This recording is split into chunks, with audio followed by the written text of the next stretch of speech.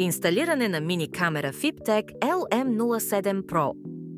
Започнете като влезете в Google Play или App Store и изтеглите приложението HIDV Cam.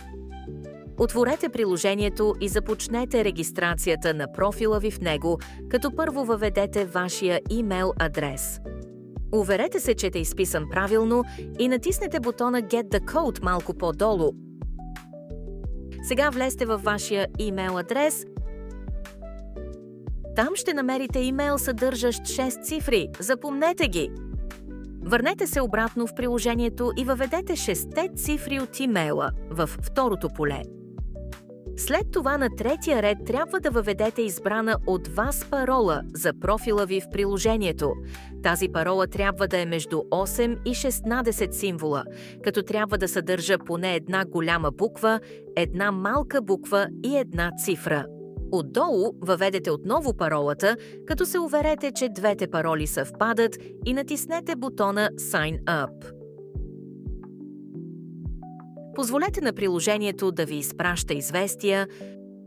Приложението е готово. Сега е време да свържем камерата. Моля да заредите камерата в продължение на поне 1 час, преди да направите опит за свързване. Включете камерата, като задържите бутона за включване за около 5 секунди. Обратно в приложението. Натиснете знака плюс в горния десен ъгъл. Тук изберете втората опция – Add Device by Cameras Hotspot. Натиснете бутона Next и позволете на приложението да има достъп до вашето местоположение, за да може да добавите камерата. Потвърдете, че камерата е включена и заредена.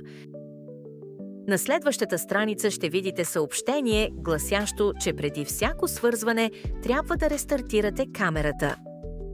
Сега вземете камерата и задръжте бутона R за около 6 секунди. Обратно в приложението натиснете бутона Next и на следващата страница изберете Wi-Fi мрежата, към която искате да свържете камерата и въведете паролата за тази мрежа, след което натиснете бутона Next най-долу и веднага след това бутона Confirm. На следващата страница ще ви излезе видео за това как да свържете телефона към камерата ви. Натиснете бутона Connect Device Access Point. Ще видите прозорец с всички Wi-Fi мрежи наблизо.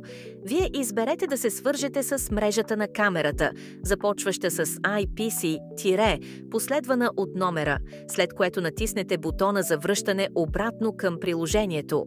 Това е процеса, в който камерата ще се свърже с избраната от вас интернет мрежа. Изчакайте процеса да приключи и натиснете бутона Confirm.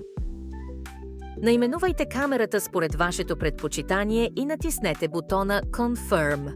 Приложението ще извърши проверка на интернет сигнала към камерата, като вие трябва да натиснете Completed. Камерата вече е добавена и сега имате достъп до нея.